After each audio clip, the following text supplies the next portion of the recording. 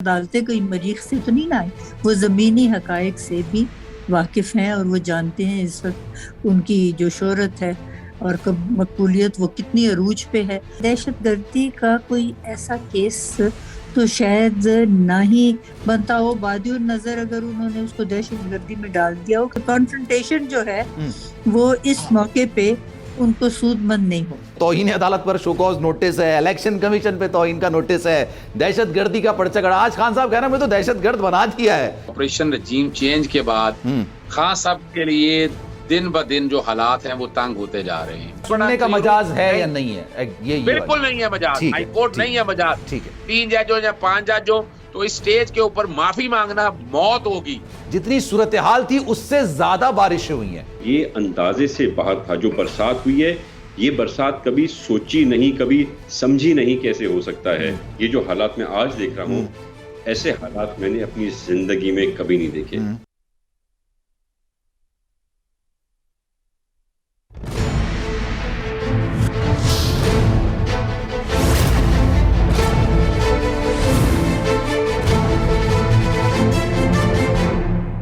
बिस्मिल्लाहिर्रहमानिर्रहीम, अस्सलामु अलैकुम। आपको खुशामदीद कहते हैं प्रोग्राम मेरी जंग में, और मैं हूं आपका मेजबान सलमान मिर्जा। जनाब, पाकिस्तान की सियासत में ओवरऑल अगर देखा जाए तो इस वक्त धौंस भी है, धमकियां भी हैं और गिरफ्तारियां तो चल ही रही हैं, और 2-3 मुकदमात तो ऐसे बने हैं जो पाकिस्तान के सियासी मामलात और हालात में अपना बड़ा अहम रोल अदा कर सकते हैं। तहरीक इंसाफ के सरबराह खान साहब को 3 दिन के लिए मिलने वाली जमानत पूरी हो जाएगी और ये कल खत्म होगी, जिसके बाद इमरान खान को अदालत के सामने पेश होना है। और जनाब, खबरें तस्दीक के साथ यकीनी तौर पर यही आ रही हैं जो अभी तक इतलात हैं, सुबह कुछ और हो जाए ये नहीं पता, लेकिन खान साहब के बारे में कहा जा रहा है अभी तक की इतलात के मुताबिक कि कल इंसदाद दहशतगर्दी की अदालत में वो पेश होने जा रहे हैं। साथ ही खान साहब ने आज हरीपुर में जलसे में शफाफ इलेक्शन का मुतालबा दोहराते हुए अपने आगे का प्लान ही बता दिया। कहा कि पूरे मुल्क में अवाम को तैयार करने का कह रहा हूं, सब तैयार रहें और मेरी कॉल का इंतजार करें। अब जो कॉल होगी, अब जो कॉल मैं दूंगा वो जनाब आखिरी कॉल होगी। दूसरी जानिब हुकूमत ने भी खान साहब को अदालत में पेशी के दौरान गिरफ्तार करने का मंसूबा तैयार कर रखा है। अब कल क्या होने जा रहा है? खान साहब को जमानत मिलती है या नहीं, उनकी गिरफ्तारी होती है नहीं, इसके अलावा दीगर इशूज भी हैं और वो इशूज भी बड़े संगीन हैं, बड़े खतरनाक हैं। हमारे मुल्क में जो सैलाब की सूरत हाल है, हमारे मुल्क में जो इशू की सूरत हाल है, जो तबाहकारियां हो रही हैं, वो अल्फाजों में बयान नहीं की जा सकती। लोगों के घरों के घर खत्म हो गए, मवेशी जो उनके पास रखे होते हैं वो सब खत्म हो गए, लोगों की खड़ी फसलें तबाह हो चुकी हैं। और यकीन जानिए, इंसानी अलमियात तो है ही, ह्यूमैनिटी का इशू तो है ही इस वक्त, लेकिन आने वाले वक्तों में फूड का भी बहुत ज़्यादा बहरान पैदा हो सकता है, क्योंकि आपने मार्केट में देखा होगा प्याज की कीमतें बढ़ रही हैं, टमाटर की कीमतें बढ़ रही हैं। ये क्यों बढ़ रही हैं? बकरीद तो नहीं आ रही ना, यूजुअली बकरीद आती है तो इनकी कीमतें बढ़ जाती हैं क्योंकि लोगों को खाना पकाने होता है। असल में पीछे से जाहिर सी बात है, जब माल आता है, सप्लाई आती है, वो खत्म हो जाती है। जब खत्म हो जाती है तो कीमतें आसमान को पहुंचने लग जाती हैं। इंसानी अलमिया है। तमाम लोगों को, तमाम सियासतदानों को मैं अपनी गुफ्तगू आगे बढ़ाते हुए बोलूंगा, तमाम सियासतदानों को इस वक्त इलेक्शन को साइड पर रखना चाहिए, मुकदमात को साइड पर रखना चाहिए, दौरों को साइड पर रखना चाहिए। सिर्फ एक चीज पर फोकस करना चाहिए कि हमारे भाई बहन जो इस वक्त मुख्तलिफ इलाकों में, चारों सूबों में मुख्तलिफ इलाकों में जो भी सैलाब की तबाहकारियां, बारिश की तबाहकारियों की वजह से मुतासिर हैं, उनकी मदद करनी चाहिए, उनकी मदद के लिए आगे आना चाहिए, उनको बताना चाहिए कि जनाब हम आपके साथ इस मुश्किल की घड़ी में खड़े हुए हैं। और यकीन जानिए, कौमें इसी तरह आगे बढ़ती हैं। अगर तफर्रुक होगा, तफरीक होगी, तो फिर कौमें आगे नहीं बढ़ती हैं। साथ साथ जनाब, क्योंकि आज लीगल मैटर्स पर भी काफ़ी ज़्यादा बात की जाएगी, इसीलिए जस्टिस साहिबा नासरा इकबाल साहिबा इस वक्त हमारे साथ मौजूद हैं, अजहर सिद्दीक साहब भी हमारे साथ मौजूद हैं, आगे चल के तैमूर तालपुर साहब भी मुझे ज्वाइन करेंगे और शौकत तरीन साहब भी हमारे साथ मौजूद होंगे। अजहर साहब, अगर आपकी इजाज़त हो, जस्टिस साहिबा से मैं गुफ्तगू का आगाज़ करना चाहूँगा। जस्टिस साहिबा, ये बताइएगा, कल खान साहब पेश हो रहा है, मैं एक एक करके तमाम चीजें, 4 मुकदमात हैं और बड़े खतरनाक और बड़े संगीन नौयत के हैं। आप रेलिवेंट शख्सियत है, मुझसे ज्यादा बेहतर जानती। तौहीन अदालत पर शोकॉज नोटिस है, कल बुला लिया गया उनको। इलेक्शन कमीशन में भी तौहीन का एक उनको नोटिस है, वहां पर भी सारे मामला हो सकते हैं और वो गालिबन हाई कोर्ट के बराबर उनके इख्तियारात होते हैं। दहशत गर्दी का पर्चा भी है और साथ साथ तोशाखाना केस भी है। आपके कॉमेंट्स पहले। केस तो उनके खिलाफ बहुत से बने हुए हैं, लेकिन अगर तहम्मुल से और ठंडे दिल से वो इन सब में शामिल भी हो जाएं और अदालत को मुतमईन भी कर दें और माफी भी मांग लें जो तौहीन अदालत केस है, तो मेरा ख्याल है अदालत जो है इस पे एक जुडिशल रिस्ट्रेंट से काम लेगी, क्योंकि अदालतें कोई मरीख से तो नहीं ना आई, वो ज़मीनी हकायक से भी वाकिफ हैं और वो जानते हैं इस वक्त उनकी जो शोहरत है और कब मकबूलियत वो कितनी अरूज पे है।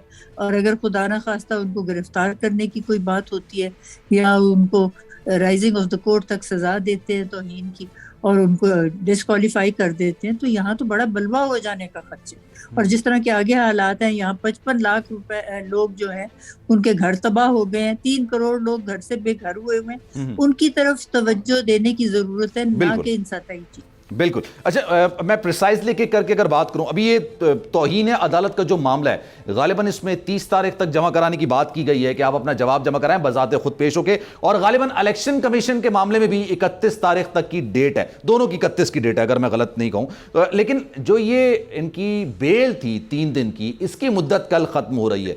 क्या लगता है दहशत गर्दी का मुकदमा हमारे सियासी रहनुमा कोई भी हो, इमरान खान साहब हो, नवाज शरीफ साहब हो, शहबाज शरीफ साहब हो, आपको लगता है होना चाहिए? और क्या वाकई में दहशत गर्दी का पर्चा कटा है उन पर? मतलब मेरा ख्याल है दहशत गर्दी का कोई ऐसा केस तो शायद ना ही बनता हो। बादिउन नजर अगर उन्होंने उसको दहशत गर्दी में डाल दिया हो, क्योंकि बड़ा आपको एक महदूद सा लेना होता है इंटरप्रिटेशन की दहशत गर्दी है क्या, वो जो लोगों में दहशत बहुत बुरी तरह फैलाए। तो आजकल तो दहशत जो है वो तूफानों से और सैलाबों से फैली हुई है, ना कि इन बातों से। तो अगर मेरा ख्याल है वो जाएं और अदालत में शामिल हो जाएं तो उनको बेल मिल जाएगी और हो सकता है उनमें सजा ना भी हो। ठीक है। और अगर ये तौहीन अदालत के मामले में, जहां तक आप दोनों बहुत सीनियर हैं, कानून के बारे में बहुत बेहतर तरीके से जानते हैं, अदालत के सामने सरेंडर करना पड़ता है, मतलब अपने आप को अदालत के रहमो करम पर छोड़ना पड़ता है। अच्छा, 2 चीजें निकलकर सामने आ रही हैं। खान साहब के बारे में कहा जा रहा है, कह रहे हैं कि जनाब आप जाके कंटेस्ट करें, जाके लड़ें केस को कि भाई मैंने कोई तौहीन नहीं की, और अगर की है तो इतने पीछे जो लोग हैं उन्होंने भी तौहीन नहीं की होगी। और कुछ लोग ये कह रहे हैं कि आपने उनको अपने आप को रहमो करम पर छोड़ देना, अदालत माफ कर देती है। दोनों के हवाले से अगर आप कुछ कहें। मेरा तो ख्याल है, देखिए कि बादिउन नजर उन्होंने कह ही दिया है अदालत ने कि ये तौहीन अदालत के मुर्तकिब नजर आ रहे हैं बादिउन नजर, और उन्होंने इससे भी बड़ी बेंच, 3 बंदों की तो बेंच उन्होंने बनाई हुई है जजेस की, अब इससे भी बड़ी बेंच जो है वो बनाने की तैयारी कर रहे हैं। तो अगर ये उसका मुकाबला करे, मेरा ख्याल है उसके नताइज जो है वो मनफी निकलने का इम्कान ज्यादा है। अच्छा, अगर ये मुकाबला ना करे और रहम करम पे अदालत के छोड़ दें, और कई सारे उनके ऐसे भी हैं मशवरा देने वाले जो गलत मुशावरत करते। अच्छा, तो फैसला तो खुद से करना है। मेरा ख्याल है उनको फैसला यही करना चाहिए, जब अदालत में ये पेश हो वहाँ अपने आप को अदालत के रहम करम पे छोड़ दें और यही कोशिश करे कि उनके साथ कोई मुकाबला ना करे, क्योंकि कॉन्फ्रंटेशन जो है वो इस मौके पे उनको सूदमंद नहीं हो। तो मेरा ख्याल है इसमें उनकी जान छूट सकती है। अच्छा जस्टिस साहब, एक आखिरी सवाल, फिर मैं आगे बढ़ूंगा अजहर साहब की तरफ ही। 2013 में भी उनको तौहीन अदालत का नोटिस जारी हुआ था। उन्होंने अदलिया और इलेक्शन कमीशन के हवाले से कुछ ऐसे अल्फाज कहे थे प्रेस कॉन्फ्रेंस के दौरान कि उनको तौहीन अदालत का नोटिस जारी होता, लेकिन खान साहब गए अदालत में, उन्होंने कहा माजरत मैंने गलत कह दिया, जो भी उनका मौक़िफ़ था अदालत ने उनको माफ़ कर दिया। हमने देखा उसमें एक नून के रहनुमाओं की जानिब से भी इस तरह की चीज़ें आई, माफ़ी भी कबूल नहीं की गई। तो क्या ऐसा होता है कि एक दफ़ा आप तौहीन अदालत करते हैं, दोबारा करें तो अदालत फिर लीनियंसी का मुजाहरा नहीं करती? वो तो देखे ना, बहुत पुरानी बात हो गई और उस वक्त इक्तदार में नहीं थे। फिर इक्तदार में आए और फिर इस हालत में आ गए हैं जो अब हैं। तो इस वक्त मेरा ख्याल है कि अगर आप जमीनी हकायक को देखें तो उनका सजा हो जाना अगर राइजिंग ऑफ द कोर्ट तक भी हो तो 5 साल के लिए तो वो डिस्क्वालीफाई हो जाते हैं। और जिस किस्म की उनकी मकबूलियत है, इससे तो बहुत एक संगीन नताइज निकल सकते हैं। मुझे ख्याल है कि अगर ये सही तौर पे माफी मांगे और अदालत के रहम करम पे अपने आप को डाल दे तो इनकी माफी तलाफी हो जाएगी, इनको सजा इंशाल्लाह नहीं होने का इम्कान। और हालात का तकाजा भी यही है, आप कह रही हैं हालात का तकाजा भी यही है, ऐसा ही करना चाहिए, आपका मशवरा यही है। ठीक है अजहर साहब, sir thank you so much for your time. Sir 4 बड़े बड़े केसेस हैं, एक भी नहीं है। तौहीन अदालत पर शो कॉज नोटिस है, इलेक्शन कमीशन पे तौहीन का नोटिस है, दहशत गर्दी का पर्चा कड़ा। आज खान साहब कह रहे हैं मैं तो दहशत गर्द बना दिया है। क्या कहेंगे सर, कर क्या होने जा रहा है? राणा साहब तो कह रहे हैं अगर इनकी बेल नहीं होती हम वहीं से अरेस्ट करेंगे। क्या होने जा रहा है कल? देखिए, मैं तो मौजूदा हालात में एक बात आपको कह दूंगा कि ऑपरेशन रजीम चेंज के बाद खान साहब के लिए दिन ब दिन जो हालात हैं वो तंग होते जा रहे हैं। मैं जो कि पॉलिटिकल बात भी करूंगा, साथ इसको लीगल मिला के बात आपके सामने रखूंगा। पॉलिटिकली या लीगली तंग होते जा रहे हैं? पॉलिटिकली तो वास्ट हो रहे हैं बहुत ज्यादा। नहीं, ऐसा ही है। हालांकि अगर बाहर देखें तो केस तो ऐसे कुछ है नहीं, लेकिन ये केस जिस तरह एकदम आके ये प्रेशर बना है, जो कि इमरान खान साहब ने एक सिस्टम के साथ टक्कर ले ली। जब टक्कर ले ली हो तो वहां प्यार मोहब्बत कोई नहीं होता, याद रखिएगा, मैं आपको पहले बता दूं। या तो आप प्यार मोहब्बत पहले दिन से करते हैं, या ये आप ये कहें कि आज जाके तो आज मुझे तो कहीं भी रिलीफ नजर नहीं आ रहा। प्रामा फिशाई अभी तक देखे ना, शहबाज गिल का केस आप लोगों के सामने मिस हैंडल हुआ या नहीं हुआ, हम सब ने देख लिया। फिर वही जो हमारे अपने थे, जो जितने एंकर हजरात थे, सबके साथ क्या रवैया हुआ हमने वो भी देख लिया। हमने 25 मई को यहाँ पाकिस्तान तहरीके इंसाफ के बदतरीन रियासती दहशतगर्दी, जी बिल्कुल, ये सारा। तो अगर आप इन सब चेन को अगर सामने मिलाकर देखें, पहली तो बात मैं बता दूं कि खान साहब ने जो अल्फाज कहे हैं ना, वो फरते जज्बात में कह दें, स्लिप ऑफ टंग कह दें, वो गलती अपनी जगह पर मौजूद हो सकती है, लेकिन उसको कन्फेशन की शक्ल में ले जाना मौत वाक़या हो। ये मैं बता दूं आपको कि इस वक्त खान साहब इस सिस्टम को काबिल कबूल नहीं है। कोई भी नहीं चाहता कि खान साहब यहाँ पर, और खान साहब थ्रेट है सिस्टम के लिए, यानी अगर इलेक्शन कराएं तो वो हो जाएंगे। यहाँ बड़े ध्यान से देखकर आपको खेलना पड़ना है। मैं पहले कानूनी पोजीशन बता दूं, आर्टिकल 204 को पढ़ लें तो अदालत है हाई कोर्ट और supreme court. Contempt of court ordinance 2003 पढ़ लें तो वो आर्टिकल 204 सब आर्टिकल 3 के तहत पढ़े हैं। तो ये तो पहली तो बात है, ये हाई कोर्ट या सुप्रीम कोर्ट की तौहीन नहीं है। अच्छा, ये प्रामा विषय उन्होंने ये कहा है, तो प्रामा विषय शोकाज किया ना अभी, शोकाज के जवाब दे के जुरिसडिक्शन भी चैलेंज की जाए। अभी मैं नहीं समझता पहली डेट के ऊपर पहले जुरिसडिक्शन तय हो कि क्या हाई कोर्ट इस मामले में कॉग्निजेंस ले सकती है। मैं सुनने का मजाज है या नहीं है? ये बिल्कुल नहीं है मजाज, हाई कोर्ट नहीं है मजाज। ठीक है, 3 जज हो या 5 जज हो, तो इस स्टेज के ऊपर माफी मांगना मौत होगी। यानी आपने जब माफी मांग ली ना आपने, तो फिर आपने कोर्ट पे छोड़ दिया। कोर्ट कई फैसलों में ऐसा हुआ है, जी बिल्कुल, वो कोर्टों में कई दफा ऐसा हुआ है, माफी कबूल कोर्ट नहीं मानती उसको। कई मिसालें बता सकता हूँ आप, और उसके बाद सजा हो जाएगी, और सजा हो गई तो मेरा एक केस मौजूद है यूसुफ रजा गिलानी वाला, जहां till rising of the court सजा हुई तो 5 साल के लिए फिर डिस्क्वालीफाई। ये यूसुफ रजा गिलानी साहब को जो सजा हुई थी, अच्छा ये भी तो है ना, 6 महीने के लिए अगर सजा हो तो फिर आप नाअहल होते हैं पीएम। ना, चाहे आपको till rising of the court, Yousaf Raza Gilani को till rising of the court सजा, उसके बाद घर गए थे ना खान साहब, फिर मेरे ख्याल से अदालत में गए कि देखें ये क्या अभी वापस चले गए पीएम हाउस। और नहीं ऐसा नहीं, जब आपको सजा हो गई तो डिस्क्वालिफिकेशन है 5 साल के लिए। 5 साल तक आप इलेक्शन नहीं लड़ सकते। सही है, ये याद रखिएगा। दूसरा मामला है दहशतगर्दी का। सही है, वो दहशतगर्दी नहीं बनती है जी किसी तरह से भी, दूर, यानी एक ही मामले के लिए, और इससे सख्त अल्फाज इस्तेमाल किए पिछली तमाम सियासी जमातों ने। अगर आप एक इतने बड़े लीडर को अदालतों के सामने खड़ा कर देंगे तो फिर तो बात ही खत्म होगी, फिर तो यहाँ लीडर पैदा ही नहीं हो सकेगा। फिर तो वो तो नून लीग वाले पीपल्स पार्टी भी कहते हैं ना कि नवाज शरीफ साहब भी खड़े हुए, शहबाज शरीफ साहब भी खड़े हुए, जरदारी साहब भी खड़े हुए, तो फिर इमरान खान साहब भी तो हमारे की तरफ से ही है ना। देखिए मैं अर्ज करूं कि जिस तरह उतारा गया है इमरान खान साहब को, जिस तरह बैठ के हुआ है, ये काम इतनी आसानी से नहीं है सर। ये रिकॉर्ड लिखा जा रहा है आज इमरान खान साहब को, कहीं भी किसी तरह से भी वो, अब ये चौकी कौम खड़ी है, इससे वो सारा सिस्टम के अंदर जो बैठे लोग हैं वो डर रहे हैं कि कौम सड़कों पे निकल आएगी। इसलिए मैं अगली बात कहना चाह रहा हूं कि दहशतगर्दी के केस में गिरफ्तारी नहीं करनी उन्होंने। ठीक है, वो गिरफ्तारी करेंगे तो मौत हो जाएगी, लोग सड़कों पे निकल आएंगे और ये लोग फिर किसी के काबू नहीं आएंगे। वैसे दहशतगर्दी बनती नहीं है। और इमरान खान साहब को वो आईओ के सामने दायरा कार इख्तियार चैलेंज कर रहा है कि जुरिसडिक्शन नहीं है, केस ही गलत बना हुआ है। इसी तरह कोर्ट के सामने भी डिलीट करने की देनी चाहिए, फिर क्वेश्चन में भी यानी ये लड़ाई आपको एक दफा लड़नी पड़ेगी, आपको बैकफुट पे नहीं आना। ये मेरी जाती राय, हो सकता है कोई इत्तेफाक करे या ना करे, ये मैं समझता हूँ दहशतगर्दी का भी केस नहीं बनता। अब आ जाए टोचा खाना के मामादर के साथ, वो जो कि टोचा खाना जगह टोचा खाना जरा मुश्किल हुआ है। ठीक है ना, वो जो हकायक है आपका जरा मजाक बड़ा दिलचस्प होता है वैसे। ठीक है ना, तो वैसे भी जब आप प्रोग्राम ये कर रहे हो ना तो इस तरह की बात होनी चाहिए ताकि नाज़रीन की दिलचस्पी रहे। नहीं बिल्कुल। ये समझाऊं आपको। जी जी ये देखें ये फर्क क्या है नवाज शरीफ के केस में और इस केस में जमीन आसमान का फर्क इसलिए है कि नवाज शरीफ जिस दिन नॉमिनेशन पेपर दाखिल किए उस वक्त दुबई की एक कंपनी में अपने बेटे से अकामा लिया हुआ था, तनख्वाह ले रही थी, वो ना ले, लेकिन उन्होंने मिस डिक्लेयर किया। इमरान खान साहब ने जिस दिन नॉमिनेशन पेपर दाखिल किए वो टोचा खाना के कोई चीज उस वक्त नहीं थी, वो कागज जो है ना वो बकायदा वैलिड डिक्लेयर हुए और वो बकायदा कहीं चैलेंज अगर हुए भी तो लीगल डिक्लेयर हो गए। ये उसके बाद की बातें हैं।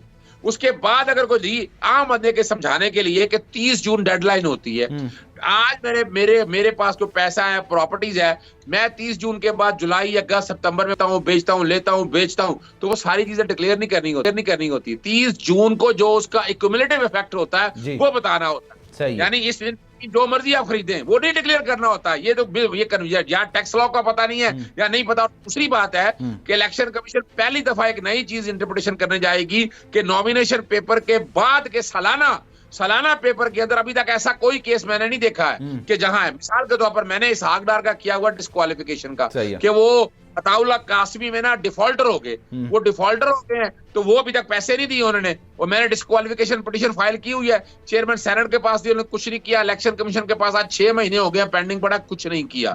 तो ये वाला मामला भी जो है ना, ये देखे इलेक्शन कमीशन चूंकि इस वक्त अग्रेसिव है, वो अगर डिस्क्वालीफाई कर देता है, तो हालांकि इलेक्शन कमीशन का ये इख्तियार नहीं है, लेकिन वो इलेक्शन एक्ट के तहत एक प्रोविजन को लेकर चल रहे हैं, तो उसकी इंटरप्रिटेशन अभी होना चैलेंजेबल होगा। बिल्कुल। अच्छा एक सवाल मैं अगर नासरा साहब से एक जस्टिस मैं आपकी तरफ वापस आऊंगा। जस्टिस साहब ये बताइएगा, कल मैं एक माहिर कानून से गुफ्तगू कर रहा था, मैंने कहा कंटेम्प्ट की चीजें, कंटेम्प्ट के मामला आ रहे हैं, हमें भी प्रोग्राम करने से पहले थोड़ा सीखना पड़ता है, आप जैसे लोगों से ना थोड़ा कोशिश होती है कि आप लोगों से सीखें। उन्होंने कहा कंटेम्प्ट की 3 तरीके की कंटेम्प्ट होती है। एक सिविल कंटेम्प्ट होती है, उसमें कोई इतनी बड़ी बात नहीं होती। जुडिशियल कंटेम्प्ट होती है, एक जुडिशियल कंटेम्प्ट ये है कि आप फैसलों पर तनकीद करते हैं, नहीं यार मुझे फैसला समझ नहीं आया, ये कंटेम्प्ट हो जाए। लेकिन एक होती है क्रिमिनल कंटेम्प्ट, उसमें आप जजेस को तनकीद नहीं बल्कि सॉरी टू से तजलील, या आप उनको थ्रेट करते हैं या फिर आप इस तरह से कि इंसाफ की राह में रुकावट पैदा करते हैं। अगर मैं सही हूं तो आप बताइएगा इन तीनों में कंटेम्प्ट कौन सी बनती है खान साहब की? नजर तो क्रिमिनल कंटेम्प्ट ही बनती है। ठीक है, अच्छा क्योंकि सिग्नल्स ड्रॉप हो रहे हैं तो मैं कोशिश करूंगा दोबारा से राब्ता करें, फोन पे कर ले तो ज्यादा ठीक है। अच्छा एक ब्रेक ले लेते हैं, जब ब्रेक के बाद वापस आएंगे तो इस बात करेंगे कि तीनों कंटेम्प्ट में से कौन सी कंटेम्प्ट होती है, और सबसे ज्यादा खतरनाक कंटेम्प्ट क्रिमिनल कंटेम्प्ट होती है, जिसमें सारे मामला बड़े खतरनाक हो जाते हैं। तो खान साहब का मैटर किस तरफ है? जस्टिस साहब हमारे साथ मौजूद थी, सिग्नल्स ड्रॉप हो रहे हैं लेकिन फिल वक्त आपका बहुत शुक्रिया, thank you so much for your time. Azhar साहब हमारे साथ मौजूद होंगे ब्रेक के बाद जनाब, और हमें दीगर मेहमान भी ज्वाइन करेंगे, शौकत तरीन साहब हमारे साथ होंगे और तैमूर तालपुर साहब भी इस वक्त में जो ज्वाइन करेंगे। एक ब्रेक लेते हैं, ब्रेक के बाद वापस आएंगे।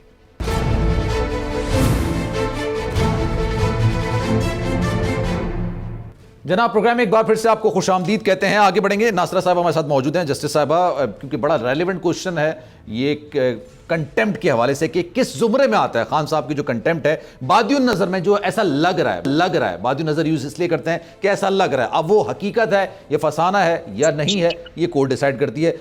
जस्टिस साहबा आपसे सवाल मैंने किया था, गालिबन सिग्नल्स ड्रॉप हो गए थे। सिविल कंटेम्प्ट है, जुडिशियल है, क्रिमिनल कंटेम्प्ट है, और अगर क्रिमिनल है तो क्या हो सकता है? बादियुन नजर तो ये क्रिमिनल कंटेम्प्ट की मालूम होती है। अदालत की तज़हीक करना या जो अदालत है उसके काम में मुदाखलत होना या उनको काम करने से रोकना या झूठ बुलवाना किसी गवाह से या खुद दरोगोई से काम लेना, ये सब क्रिमिनल कंटेम्प्ट में आते हैं। तो ये जो कुछ भी वाकया अदालत ने इसका सो मोटो नोटिस लिया है, तो इन्होंने तो इसको बादियुन नजर क्रिमिनल कंटेम्प्ट ही का मौक़िफ़ लिया है।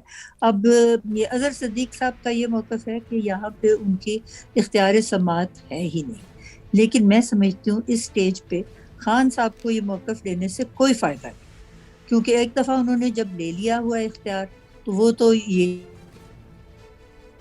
अच्छा नासरा इकबाल साहबा से गालिबन वही सिग्नल्स ड्रॉप हो गए। थैंक यू सो मच, क्योंकि वो कह रही हैं कि क्रिमिनल बादियुन नज़र में ऐसा लग रहा है देखने में, और हम उसको टर्म्स में कहते हैं बादियुन नज़र के क्रिमिनल कंटेम्प्ट है। अजहर साहब, आज मैं फवाद चौधरी साहब के भाई, और जाहिर सी बात है वो सारे केसेस, इन सारे मामलात को देख रहे हैं, सारी चीज़ों को देख रहे हैं, उनकी गुफ्तगू में सुन रहा था, वो कह रहे हैं मामलात लीगल तौर पर खान साहब के लिए काफ़ी ज़्यादा मुश्किल हैं, काफ़ी ज़्यादा मुश्किलात क्रिएट की जा रही हैं। आपका मौक़िफ़ भी ऐसा ही है? देखिए बुनियादी तौर पर बात सिर्फ इतनी है कि मैदान में जब खेलना है ना तो मैदान में खेलना है। यहाँ जो हालात और वाकयात है इमरान खान साहब के लिए वो साजगार नहीं है। अगर साजगार होते तो कई बातें सीधी हो जाती। तो यहाँ इन हालात में आपको लड़े बगैर, अब कानूनी जंग मैं कह रहा हूँ, यानी मैं क्रिमिनल कंटेम्प्ट से भी इत्तेफाक नहीं करता। It is not a criminal contempt as well.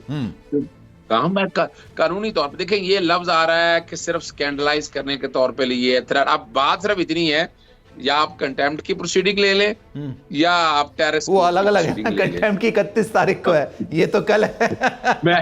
मेरे लिए चले फर्स्ट कम फर्स्ट, हम कल वाली दहशतगर्दी वाली बात कर लेते हैं। अभी फिलहाल खान साहब कह रहे हैं तो दहशतगर्द बना दिया भाई, ये बड़ा दिलचस्प बात है। ये नहीं ये जाती है। इतने बड़े लीडर, कितने बड़े पॉपुलर लीडर को आपने दहशतगर्द, पूरी दुनिया में जाकर साई हो रही है। और ये कंटेम्प्ट के कॉन्टेक्स्ट में मैं फिर बात कहूं, आपके बच्चों का राना सनाउल्ला, मरियम, सफदरवान, जावेद लतीफ, क्या क्या बातें आप करेंगे कि इनके अल्फाज तो उठाकर देख लें। ये तो देखें, ये आर्टिकल 25 भी तो यहाँ पर अवेलेबल है, आर्टिकल 4 अवेलेबल है, आर्टिकल 5 अवेलेबल है। मैं तो बड़ा क्लियर हूं इस हवाले से कि it is not A contempt. जो ब्राह्मा पशाई कहती है, यानी पता है हाईकोर्ट ने क्या कहा? हाईकोर्ट ने कहा है कि जो ट्रायल कोर्ट, सेशन कोर्ट का फैसला हाईकोर्ट में चैलेंज हुआ, तो ये भाई उसे चैलेंज होने से तो कंटेम्प्ट नहीं ना होगी हाईकोर्ट की। या तो लिखे आप कि ये सेशन जज की कंटेम्प्ट है या हाईकोर्ट की कंटेम्प्ट है। तो यानी यहाँ उस फैसले में कई इबाम है। मेरी जाती राय के मुताबिक वहां पर शोकास का जवाब दे के जुरिडिक्शन चैलेंज करके इसे सुप्रीम कोर्ट में वंस फॉर ऑल ले लिया जाए। अच्छा। और यहाँ पर यही ना रखा जाए, यहाँ पर वो सारे मामला रखे जाए। खान साहब को पिछले 10-5 सालों का वो रिकॉर्ड सारा रखना चाहिए इनके सामने कि ये ले, ये आकर आप देख लें, फैसला कर ले। मैं कुछ नहीं कह रहा सर, मुझसे ज्यादा बेहतर आपको पता होगा, लेकिन फिर मैं आपको बताता हूं, जितने भी 10 बजे तक लोगों से बातचीत होती रही जो खान साहब के बहुत ज्यादा करीब हैं, खान साहब के वो जो मेजॉरिटी राय 80% राय है लोगों की, जो मशवरे दिए गए हैं वो ये है कि जनाब माफी नहीं मांगनी, आगे बढ़ना है, लड़ना है। जो आप बात कर रहे हैं ना, मैं कानूनी जंग की लड़ने की बात कर रहा हूं प्रिसाइजली, कि वो लड़ना है, इसको देखते हैं। और लड़ने के साथ साथ ये चीज करनी है, निहाल हाशमी ने क्या कहा था, तलाल चौधरी ने क्या कहा था, मरियम नवाज साहिबा ने क्या कहा था, नवाज शरीफ साहब ने क्या कहा था, लेकिन अपने केस को आगे लेके चल रहे हैं। तो इसमें आप क्या देखते हैं, क्या होगा? देखिए, एक बात तो मैं बड़ा क्लियर हूं, अगर तो हालात साजगार होते ना, सारा निजाम साथ चल रहा होता, तो फिर तो माफी तलाफी वो फिर कोई अर्ज नहीं है। फिर तो शायद ये कंटेम्प्ट का, शायद मैं बात नजर में, शायद ये कंटेम्प्ट का प्रोसीडिंग भी ना शुरू होती। और ये सारे जो जब हालात साजगार नहीं है, ऑपरेशन रजीम चेंज का जो नतीजा जब सामने आता है, तो वहां आपको कानूनी जंग बड़ी जबरदस्त है आपकी। लेकिन वजह ये है कि खान साहब के करीब कुछ ऐसे लोग हैं जो कश्ती के दोनों तरफ पांव रखते हैं, और जो दोनों जगह पर पांव रखते हैं वो नुकसान है। खान साहब एक बहुत बड़े लीडर हैं। खान साहब का एक लीडर होने के नाते, दूसरा देखिए उनका ईमान बड़ा पुख्ता है, वो इन चीजों से डरते नहीं है। अगर डर रहे होते तो कब के वो बैठ चुके होते। जहां 2-3 गलतियां बड़ी करवाई गई हैं खान साहब से, वो फिर कई हमारे दोस्त आसपास हैं, वो मेरी इस बात से गिला करते हैं और वो कहते हैं तुम बैठ लेकिन यार मेरे से झूठ नहीं बोला जाता, मेरे से बात गलत नहीं की जा सकती। यानी कई मामलात ऐसे हैं जो पंजाब के मामलात को जिस तरह कोर्टों में मैं ले गया और लोगों का अपना एक ओपिनियन था, मैं उनसे इख्तलाफ करता था और वक्त के बाद साबित किया जो मैं कह रहा था वो सही था। यहाँ भी मैं बताता चलूँ आपको, यहाँ जो देख रहे हैं यहाँ क्या है, सबसे एक बहुत बड़ी गलती खान साहब से क्या कराई गई कि वो कौमी असेंबली के सबसे इस्तीफे करवा दिए गए। ये बहुत बड़ी गलती। मैं इसको इसलिए देखिए 3 चीजें मैं रिमार्क्स सुन भी रहा था, उन्होंने कहा कि हमने कहा था कि करें कानून के कौमी असेंबली में जाके, लेकिन खान साहब ने मारा। लेकिन सर अगर आप इजाजत दें सर, तैमूर तालपुर साहब पाकिस्तान पीपल्स पार्टी के जोशीले नौजवान हमारे रहनुमा हमारे साथ मौजूद हैं। जनाब thank you so much for your time. Taimur Talpur sahab, सैलाब की जो सूरत है, इस वक्त हम बात कर रहे थे तमाम चीज़ों की जो ये कानूनी मनुकात है, लेकिन खास तौर पर मैं आपसे बात करना चाह रहा हूँ सैलाब की तबाहकारियों के हवाले से। सिंध में, अंदरून सिंध में जो मामलात हैं, हैदराबाद तक के जो मामलात हैं, सर क्या अपडेट आ रही है अभी तक? कितने लोगों को रेस्क्यू किया गया है? आज जब हमने मुराद अली शाह साहब की प्रेस कॉन्फ्रेंस भी देखी तो उन्होंने कहा था हद से ज्यादा जितनी सूरत हाल थी उससे ज्यादा बारिशें हुई हैं। बिस्मिल्लाहिर्रहमानिर्रहीम, बहुत बहुत शुक्रिया। आपको पता है, आपको मालूम होगा कि हालात सिंध के बहुत ख़राब हैं। मैं 2010-2011 में भी इंचार्ज था रेन फ्लड ड्यूटी का, इवैक्यूएशंस का। था, काम कर रहा था, पर ये जो हालात मैं आज देख रहा हूँ, ऐसे हालात मैंने अपनी जिंदगी में कभी नहीं देखे। अभी तक 300 अमवात हो चुकी हैं, 1000 से ज्यादा लोग जो हैं वो जख्मी हो चुके हैं एक्सीडेंट्स में, because of related to the rain only. बिल्कुल। हमारे आज 1 करोड़ बंदा इज राइट नाउ होमलेस, छत के बगैर बैठे हुए हैं। कुछ हमारे रिलीफ कैंप्स में बैठे हुए हैं, कुछ खुले आसमान के नीचे, कुछ को टेंट प्रोवाइड किए हैं, कुछ बेचारे अभी तक अनअटेंडेड हैं अपने एरियाज में। हमारे पास अभी जो हालात थे उनमें हमने 1033, ये आज सुबह की रिपोर्ट थी, 1033 हमने कैंप्स कायम किए थे, जहाँ पे हम 2 वक्त का खाना, साफ पीने का पानी और मेडिकल डॉक्टर्स के साथ उनको प्रोवाइड कर रहे हैं। कोई 1033 कैंप भी मजाक नहीं होता, पर इन कैंपों के बावजूद ऐसे एरियाज हैं जहां हम अभी भी पहुंच रहे हैं, जहां हमें अभी तक लोगों को रेस्क्यू कर रहे हैं। तो हालात जो हैं बहुत ही ख़राब है। हमारा जो क्रॉप था तकरीबन 90% क्रॉप, यानी कि कोई 17 लाख एकड़ अराजी पे हमारा एग्रीकल्चर क्रॉप तबाह हो बर्बाद हो गया है। अभी as we are talking at this moment we record of 2,60,000 घर जो कि डैमेज हो चुके हैं। as we are 1 लाख से ज्यादा घर तबाह बर्बाद खत्म हो गए, और मेरे ख्याल से शायद किसी भी सिंध के डिस्ट्रिक्ट में कोई कच्चा घर अभी नहीं होगा जो कि बचा। सारे and do you really think Sindh government has the capability to deal with इन सारी चीजों से जो इस वक्त सूरत हाल है? देखिए जी, आपको पता है, आप देख रहे हैं आज भी सारी सिंध काबीना अलग अलग इजला में रेन ड्यूटीज परफॉर्म कर रही है। ये एक बहुत बड़ी कैलामिटी है जो हमें हिट हुई है। चीफ मिनिस्टर सिंध भी कैंप्स के अंदर अभी इस वक्त भी मौजूद हैं, सुबह से लेकर। चेयरमैन बिलाल भुट्टो भी उन कैंप्स में हैं, लोगों के साथ हैं। तो ये सारी कोशिशें की जा रही हैं, पर ये अंदाजे से बाहर था। जो बरसात हुई है, ये बरसात कभी सोची नहीं, कभी समझी नहीं कैसे हो सकता है। हमने अभी तक लेस देन 90,000, 86 या 87,000 टेंट्स हमने अभी तक डिस्ट्रीब्यूट किए हैं, पर for every family, every person to have a tent हमें 10 लाख टेंट की जरूरत है। अच्छा। तो बहुत ही मुश्किल सिचुएशन है ये। हमारे जो रोड रास्ते हैं, इंफ्रास्ट्रक्चर है, वो भी डैमेज हो चुका है। हमारे 570 ऐसे रास्ते हैं जो तकरीबन 2000 और ऑनेस्टली सर, आपकी बात को आगे बढ़ाने से पहले मैं एक बात जरूर मेंशन करना चाहूंगा। पाकिस्तान की जो अवाम है, ये बात हकीकत है, जिस तरह का डिजास्टर पाकिस्तान पर कभी आ जाता है, जैसे ये अर्थक्वेक वाला आया था, उसमें पाकिस्तानी कौम निकल कर सामने आई थी। इस तरह जो सैलाब की तबाहकारी है, जो मनाजिर मैंने अपनी आंखों से देखे हैं, वो लफ्जों में बयान नहीं किए जा सकते। और इसमें सिर्फ गालिबन, अगर मैं गलत हूं तो सर तस्दीक कर दीजिएगा, गवर्नमेंट इसको गालिबन सिर्फ डील नहीं कर सकती। इसमें आवाम, फलाई काम में किरदार अदा करने वाले, उन सबको अपना ताउन दरकार होता है, उनके ताउन की जरूरत होती है। सिंध गवर्नमेंट या ओवरऑल जो भी गवर्नमेंट्स हैं, उनको जरूरत होती है, तभी उस काम को ज्यादा बेहतर तरीके से अंजाम दिया जा सकता है। जी सर। बिल्कुल, ना कि सिर्फ पाकिस्तानी अवाम को इकट्ठा होना होगा, एक दूसरे की मदद करनी होगी, पर हमारे फलाई इदारे, Edhi, Saylani, international organisation, donors, they will all have to come in. और ये सब होगा, ये कोई बड़ी बात नहीं है, सब मदद के लिए आते हैं। पर अभी समझने की और देखने की ये बात है कि डिले नहीं कर सकते। जो बार आज छत के बगैर बैठे हुए हैं, वो किस हालत में हैं, वो छत तो आप दूर की बात कर रहे हैं, कुछ लोग तो जमीन के बगैर बैठे हुए हैं, उनके पास जमीन नहीं है, वो तो पानी हो रहा है वहां पर, सारी सूरत हाल। बिल्कुल, लोग जो पानी से अपने घरों को छोड़ के निकले हैं, उनके पास भी छत नहीं है। बहुत से ऐसे एरिया हैं जहाँ पे अभी तक हमें मालूम भी नहीं है, हमारी टीम्स चल रही है। तो मेरी ये रिक्वेस्ट होगी कि जिसको मदद करनी है, ठीक है सिंध हुकूमत सर, इसी चीज को आगे बढ़ाएंगे अगर आप इजाजत दें। एक ब्रेक मैं ले लेता हूं, ब्रेक के बाद सर आप होंगे, फिर इसी चीज पर बात करेंगे। कुछ लोग ये शिकायत भी कर रहे हैं, आपने कहा 1033 कैंप अपने लगाए हुए हैं, तमाम चीजें हैं, लेकिन कुछ लोग ये शिकायत कर रहे हैं कि ये पेपर पर है, ऑन ग्राउंड नजर नहीं आ रहा। हो सकता है ये वो वाले मकामात हो जहां पर आप कह रहे हैं कि अभी तक हम नहीं पहुंच पाए। इन तमाम सूरत हाल पर बात करेंगे। अजहर साहब, thank you so much for your time, आपने लीगली बहुत सारी चीजों को बहुत डिटेल में बताया। Thank you so much for time. एक ब्रेक लेते हैं जनाब, पूर्व साहब हमारे साथ मौजूद हैं, सैलाब की तबाहकारियों के हवाले से मजीद गुफ्तगू शुनीद करेंगे एक ब्रेक के बाद।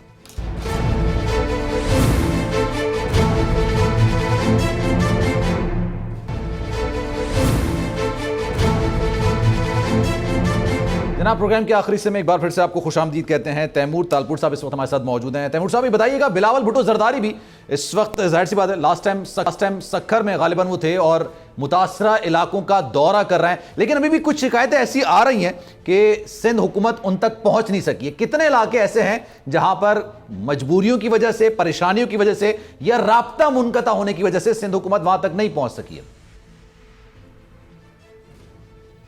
कोई भी इलाका मेरे ख्याल से नहीं है, क्योंकि हर डिस्ट्रिक्ट में किसी ना किसी वजीर की ड्यूटी है। हर डिस्ट्रिक्ट में मुराद अली शाह साहब अपना राउंड लगा रहे हैं। चेयरमैन बिलावल भुट्टो उनके साथ हैं। कल वो कंबर शहजाद कोट से लेके लाड़काना तक उन्होंने विजिट्स की। आज भी विजिट्स पे थे। दिन में चीफ मिनिस्टर साहब जो है सक्खर में थे। सक्खर से घूमते घूमते अभी कुछ घंटा डेढ़ पहले सेवण में थे, और सेवण में भी वो जो पहुंचे हैं तो वो कैंप्स के अंदर थे। उन्होंने अपने जितने भी कैंप्स थे उनको विजिट किया है, लोगों से शिकायतें पूछी। तो आपकी बात दुरुस्त होगी, गलत नहीं होगी कि शायद ऐसा कोई जगह हो, कोई ऐसा गांव हो। नहीं, मैं तो सर सवाल कर रहा हूँ, जो इतलात होती है ना, मैं उस हवाले से सवाल कर रहा हूँ। आप डिनाई करेंगे तो मैं एक्सेप्ट करूंगा उसको। नहीं, मैं डिनाई नहीं करूंगा। मैं आपको बता रहा हूँ, मैं समझता हूँ जितने भी डिस्ट्रिक्ट्स हैं, हमारी प्रेजेंस, मिनिस्टर्स की प्रेजेंस, हमारी गवर्नमेंट मशीनरी की प्रेजेंस हर जगह पर हैं। पर इस चीज को मैं डाउट नहीं कर सकता कि शायद किसी एरिया में हम ना पहुंच सके हों, क्योंकि पूरा बहुत तबाही है, ऑनेस्टली। हाँ, बहुत ज्यादा तबाही। अच्छा सर, एक चीज और, प्रोग्राम के टाइम की किल्लत भी है, इस वजह से मैं चाह रहा हूँ सर, कराची ना सिर्फ सिंध का, पाकिस्तान का सबसे बड़ा शहर है। बारिशों के बाद जो तबाही कराची की रोडों पर इस वक्त देखने में आ रही है, वो शायद हमने माजी में कभी नहीं देखी होगी। सर, इसकी मुरम्मत बेहतरी के लिए कब इक़दामात किए जाएंगे, कब सारी चीज़ें की जाएंगी, ये मैं जानना चाह रहा हूँ आपसे। देखिए जी, कराची के हमारे जितने भी एरियाज हैं, चाहे वो केडीए हो, चाहे वो डिफेंस हो, चाहे वो कैंटोनमेंट हो, हर जगह पर एक ही हाल है। और एज दिस बरसातें जब चल रही थी, ड्यूरिंग दोज ही हमारी जो टीम्स हैं, हमारे जो डिपार्टमेंट हैं, अलग अलग वो उनको असेस कर रहे हैं। और ऑलरेडी मुराद अली शाह साहब ने डायरेक्शंस दिए हुए हैं। कुछ एरियाज में आप अभी भी देखेंगे कि काम शुरू हो गया है मेंटेनेंस एंड रिपेयर का, और बाकी एरियाज में जैसे बरसात ख़त्म होती है और ये सिचुएशन बेहतर होती है तो हमारा काम as it is right away शुरू होगा। हम किसी चीज़ का इंतज़ार नहीं करेंगे। फंड्स हमने अवेलेबल रखे हुए हैं और हमने अपनी टीम को रेडी रखा हुआ है। But now we are expecting कि आप फौरन ही इस पर काम करेंगे, क्योंकि रोडों की हालत बड़ी ख़राब है और वाकई में फिर स्नैचिंग भी होती है, बहुत सारी चीज़ें होती हैं। आने वाले 1-2 महीने में हम देखेंगे तमाम मुरम्मत का काम हो जाएगा इंशाल्लाह, अल्लाह ने चाहा तो। बिल्कुल, बहुत जल्द। मैं आपको बताया, कहीं कहीं पे शुरू हो चुका है और कई जगह पे शुरू होगा इंशाल्लाह। ये टाइम है यूनाइट होने का। ये वक्त नहीं है कि इमरान खान आके अपने जलसे और जलूस करे। ये टाइम नहीं है कि आप हजपुर के हैशटैग्स लगाएं। ये आज सारी जमातों को, हर एक को एक पाकिस्तानी होने का, ह्यूमैनिटी अपने दिल में रखने का सबूत पूरा करते हुए काम और मेहनत करनी चाहिए। और मैं समझता हूँ प्रेसिडेंट आसिफ अली जरदारी साहब ने जो ऑफर दी है कि जो भी मुझे पे वजन रखा जाएगा हुकूमत की अगर कुछ साथ, तो वो भी करने को तैयार। इस तरह मैं समझता हूं बाकी सियासी जमातों को। बिल्कुल सर, दुरुस्त बात है, मैं इस बात को बिल्कुल एग्री भी करता हूं, सेकंड भी करूंगा sir. Thank you so much for your time. इस वक्त वाकई में यूनाइट होने में, जो हम कहते हैं ना कि हम एक जिंदा कौम है, इसका मुजाहरा करने का वक्त गालिबन अगर है तो यही है। हमारे भाई बहन बड़ी मुश्किलात में हैं। हम लोग कहते हैं कि जनाब छत नहीं है, उनके पास जमीन नहीं है, तो जनाब आगे बढ़ें, उनकी मुश्किलात को कम करें, उनके लिए मददगार साबित हों। सलमान मिर्जा को दीजिए इजाजत। जिंदगी रही, सेहत रही और आपकी दुआएं रही। कल इंशाल्लाह फिर मुलाकात होगी। अल्लाह हाफिज।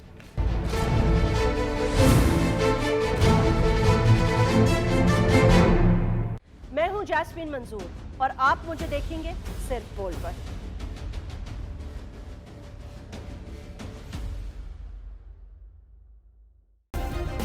सब्सक्राइब करें और बेल दबाएं ताकि कोई खबर रह न जाए।